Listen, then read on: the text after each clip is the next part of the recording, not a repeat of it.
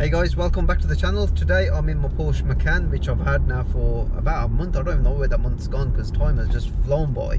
I've done about 500 odd miles in this car, so I've got a good idea of how this car drives. And in this vid today, what I'm going to be doing is a kind of a review on this car. There's no point in me doing like a review on the car as soon as I pick it up because, you know, it's kind of half baked really. So like this, I've kind of really got to drive the car and really understand how this car drives, and I'm heading towards those back roads where I do all the driving and hopefully give you my kind of a review on this car, how it drives compared to say my other car, which is my BMW M4.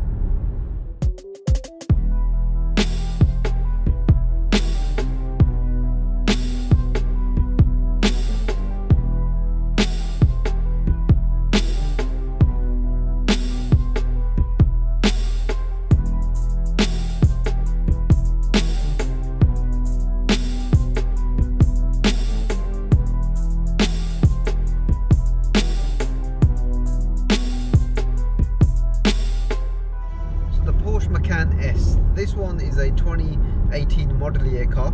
It's not the facelift, so it doesn't have the newer engines. This one is running a 3-litre V6 twin turbo, producing about 340 odd horsepower with about 460 newton meters of torque. It really does feel a lot quicker than those numbers suggest, and the reason I say that is because I mean, even this car weighs like 1.8 tons. It gets down the road really well from what I've kind of felt anyway.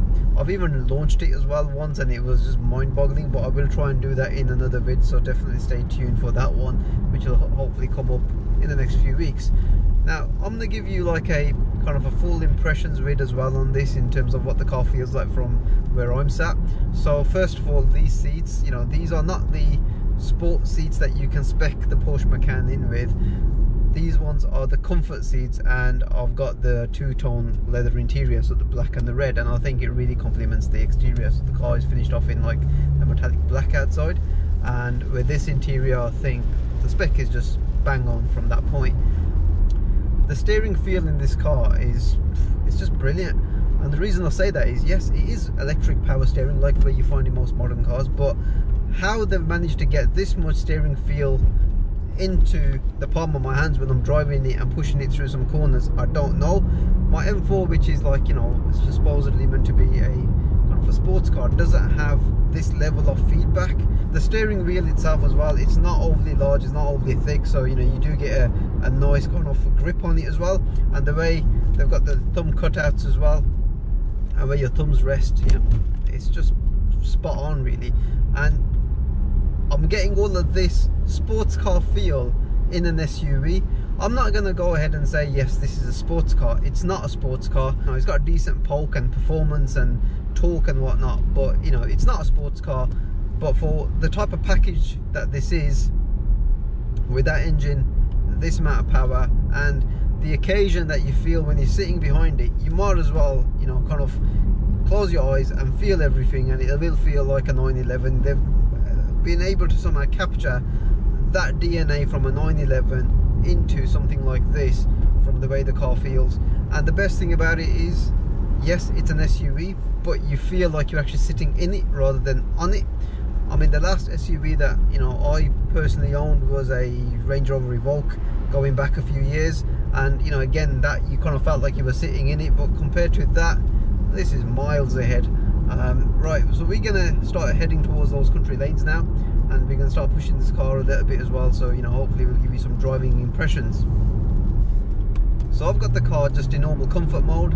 This car does have the Sports Chrono package fitted to it, so with that what you get is another Sports Plus mode. We'll talk about that a little bit more as we get onto the drive.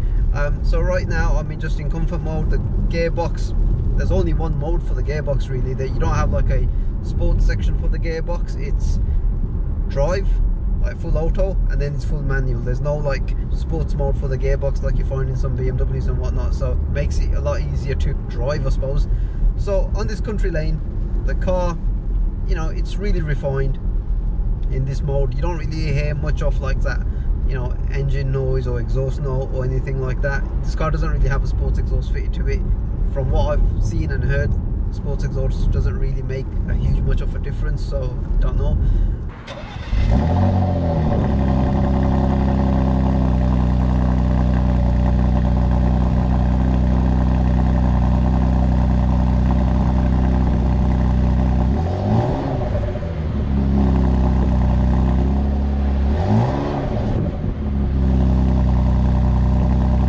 The damping on this car as well, it doesn't have the PASM system, it doesn't have the Airmatic system either, so it's just got the standard steel dampers. And in all honesty, I think that it rides well.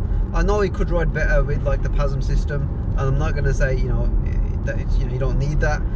If you want a bit more sort of comfort and luxury, you know, you can obviously opt for that. This car doesn't have it, but the way it gets down the road, it's got ample performance. It's a real nice luxury car with quite a bit of performance in it as well. And I think the best thing about it is I'm driving this car and I just look down at the steering wheel and you got this nice Porsche emblem, or the Porsche crest as you guys call it. So yeah, it's definitely a nice sense of occasion. Just throw it through this little S-bend here. See that? The way it grips, there's a bit of body roll, but being four-wheel drive, it is rear biased as well, which kind of you do get that sensation of being pushed along, rather than like, you know, it's just kind of like no drama. Yeah, it's definitely a driver's car, this. I mean, like I say before, it's not a full-blown sports car, it's not meant to be, but it certainly puts the sports back into the SUV. So as with all Porsche Macans, this one is fitted with the Pdk gearbox. I am going to do a comparison, Pdk versus DCT, because my other car, being the M4, has got the DCT gearbox, so it'd be nice to kind of compare both of them and give you my impressions on which one do I prefer. And if you guys are, you know, kind of thinking about which one to go for, whether you're looking at getting like a 911 or a M4, I don't know whether you'd want to buy one or the other. They're in different price brackets, but you know, if you're looking at a Pdk gearbox versus a DCT, then you know, you might find my next vid coming up in a few weeks time quite informative. I'm going to put the car now into, well, I'm going to stick the car into its sport mode and put the gearbox into, well actually no, I'm going to leave the gearbox into its normal drive, let the car do its thing. Straight away I do notice that the throttle response is sharper, steering feels a little bit sharper, it holds onto the gears a little bit longer as well. Yep.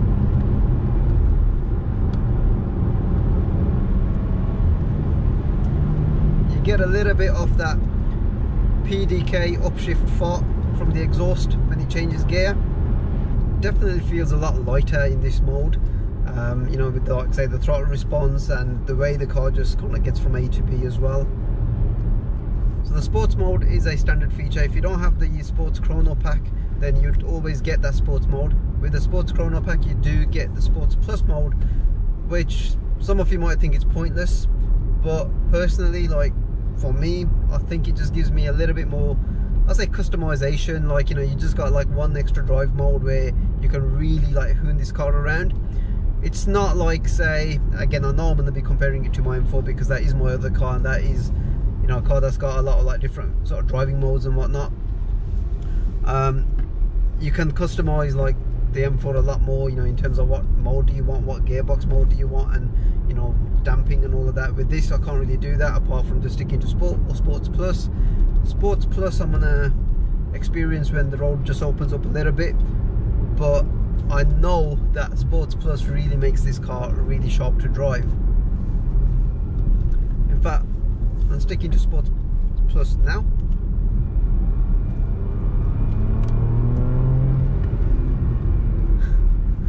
So 5,500 RPM, just like that. And it's just holding on to like the gears even longer. So before, in like say sports mode, it was changing gear at like say 4,000 RPM. Now he's changing gear at like say 5,000. Just gonna come out of this junction.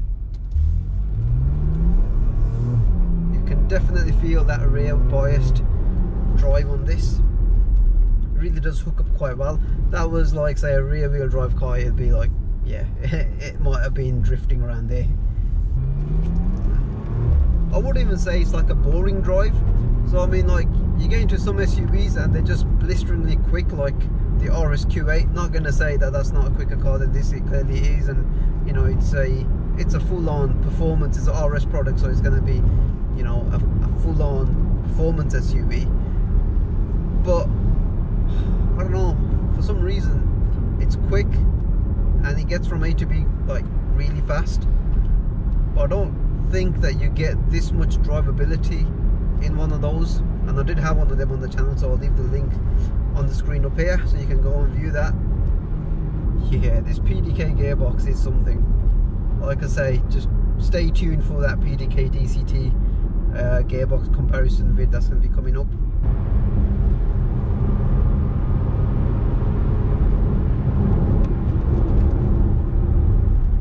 Yeah, this thing really just gets down the road really well.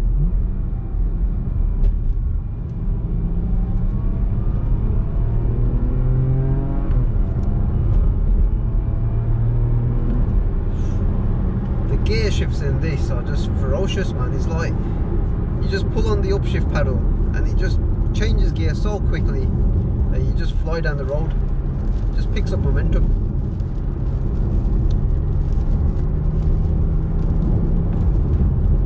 Yeah. It's definitely a quick car, and this is a car, guys, that I'm actually dailying now as well. So, you know, around town it's pretty good, you know, it's really comfortable. Just go over the speed bumps, you know, without worrying about, you know, it's gonna pull the splitter off it or something. But yeah, it's a complete car, and I'm not just saying that because it's mine. I mean, it was a car that I should have got like a good few years ago, and at that time, you know, the new 3 Series was out, and I ended up placing an order for that rather than this. But it was always at the back of my mind that, you know, one day I'm going to end up trading in the 3 Series for the Porsche Macan. And you know what?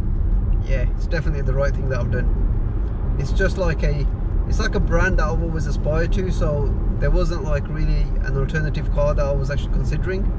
So from that point, you know, yeah, it's definitely the right car that I've picked, and especially with this power plant unit, you know, drivetrain. Yep. I do like the brakes in this car as well.